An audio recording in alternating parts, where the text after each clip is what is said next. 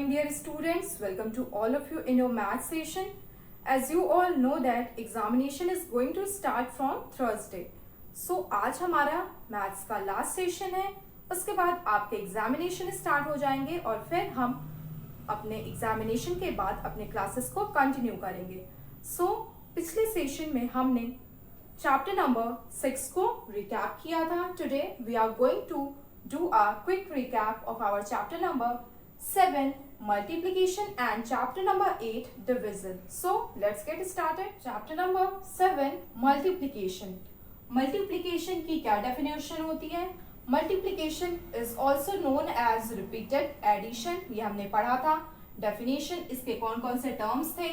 Multiplicand, multiplier, product. Product क्या होता है? Multiplication का जो result होता है, आंसर होता है, जब हम दो नंबर को मल्टीप्लाई करते हैं तो जो हमें आंसर मिलता है उसे हम प्रोडक्ट कहते हैं. ठीक है, तो ये सारी चीजें हमने पढ़ी थी. मल्टीप्लिकेशन और डिवीजन चैप्टर के क्वेश्चंस को करने के लिए आपको सबसे पहले टेबल लर्न होनी चाहिए 2 से 15 तक की. आपके एग्जामिनेशन के वाइवा में आपसे टेबल पूछा जा सकता है और आपको जब तक टेबल लर्न नहीं होगी आप इनके क्वेश्चंस को करेक्ट सॉल्व नहीं करोगे. तो आपको सबसे पहले टेबल लर्न रखनी है. एंड हमने मल्टीप्लिकेशन की कुछ प्रॉपर्टीज पढ़ी थी कि किसी भी नंबर में जब हम 1 से मल्टीप्लिकेशन करते हैं तो हमें वही नंबर मिलता है रिजल्ट में. जब हम किसी नंबर में 0 से मल्टीप्लिकेशन करते हैं तो हमें रिजल्ट क्या मिलता है? 0 मिलता है. ठीक है, अगर हम अपने नंबर्स के ऑर्डर को चेंज कर दें फिर भी उनका रिजल्ट सेम रहता है. ग्रुपिंग प्रॉपर्टी भी हमने पढ़ी थी. तो हमने मल्टीप्लिकेशन की प्रॉपर्टीज जो पढ़ी थी उसे भी आपको लर्न रखना है और प्रिपेयर करना है. देन हम आते हैं मल्टीप्लिकेशन बाय 10, 100 एंड 1000.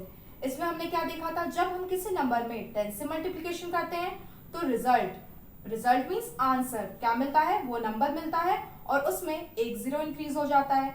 जब हम 100 से मल्टीप्लिकेशन करते हैं तो उस नंबर में 2 0 बढ़ जाते हैं आंसर में. और जब हम 1000 से मल्टीप्लिकेशन करते हैं तो वो नंबर एज इट इज रहता है और उस नंबर के लास्ट में 3 0 बढ़ जाते हैं.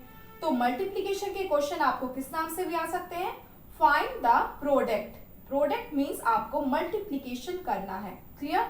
ये आपको प्रिपेयर करना है. और मल्टीप्लिकेशन हम कैसे कर रहे थे? 2 नंबर्स का. ये भी आप प्रैक्टिस करेंगे, क्वेश्चंस को सॉल्व करेंगे जो हमने आपके एक्सरसाइज के सम्स को किया था. फिर हम आ जाते हैं वर्ड प्रॉब्लम पे. मल्टीप्लिकेशन के वर्ड प्रॉब्लम को जब आप पढ़ते हो तो आपको क्या समझ में आता है? क्वेश्चन में गिवन होता है The cost of 1 pencil is 5 rupees. What is the cost of 10 pencil?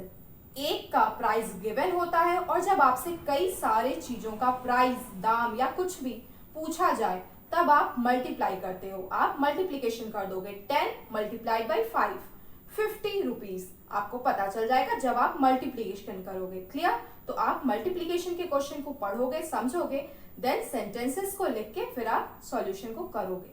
And our last chapter is chapter number 8 division. Division, what is the definition of division? Division is also known as repeated subtraction. Division multiplication का opposite होता है. ये हमने पढ़ा था. Division के कौन कौन से टर्म्स होते हैं? Divisor, dividend, quotient, remainder. ये सब क्या होते हैं ये आपको लर्न रखना है, प्रिपेयर रखना है फॉर वाइवा और for your MCQ type of questions. And multiplication के रिपीटेड सब्ट्रैक्शन के क्वेश्चंस को हम कैसे करते हैं? किसी भी नंबर से हम उस नंबर को तब तक सब्ट्रैक्ट करेंगे जब तक हमें 0 ना मिल जाए. रिपीटेड सब्ट्रैक्शन हमने क्वेश्चन किए थे. हम मल्टीप्लिकेशन फैक्ट और डिविजन फैक्ट कैसे लिखते हैं?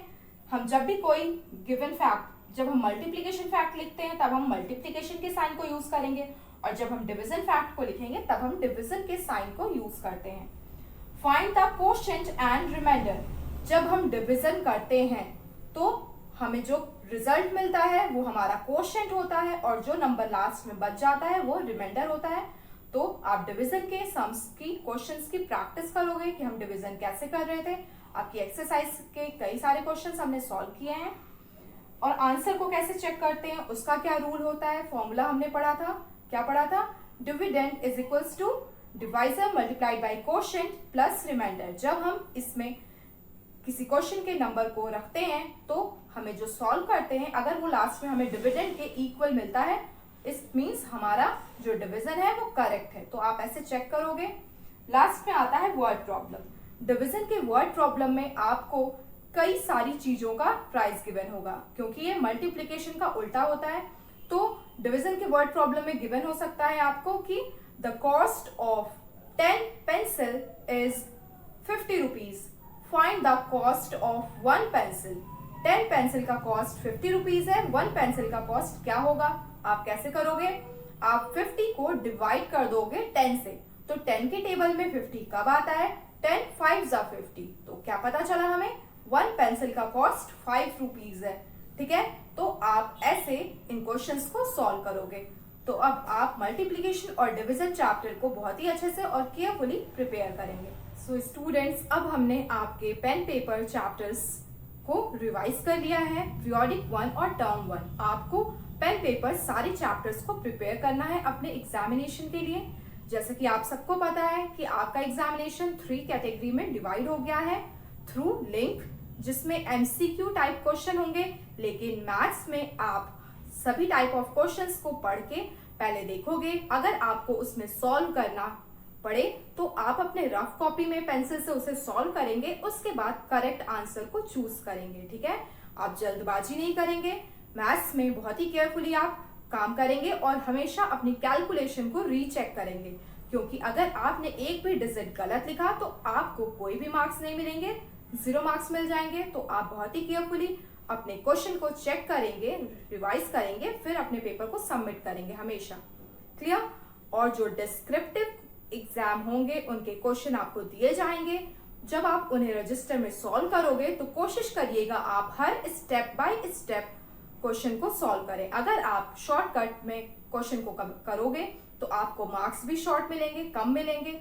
स्टेप बाय स्टेप आप सॉल्व करोगे। वर्ड प्रॉब्लम कोई भी गिवन हो, एडिशन, सब्ट्रैक्शन, मल्टीप्लिकेशन या डिवीजन, आप क्वेश्चन को बहुत ही अच्छे से रीड करोगे, आपको समझ में आ जाएगा कि आपको क्या करना है। तो आप सेंटेंसेस लिख के सॉल्यूशन करोगे। कोई भी स्टूडेंट अगर क्वेश्चन लिखा करते टाइम तो मैं उसको एक भी मार्क्स नहीं दूंगी, और अगर आपने सिर्फ कैलकुलेशन कर दी और सेंटेंसेस नहीं लिखा तो आपके हाफ मार्क्स कट हो जाएंगे। इट मीन्स अगर क्वेश्चन 3 मार्क्स का होगा तो आपको 1.5 मार्क्स मिलेंगे और 1.5 मार्क्स नहीं मिलेंगे। तो आप प्रॉपर तरीके से अपने क्वेश्चन को सॉल्व करिएगा।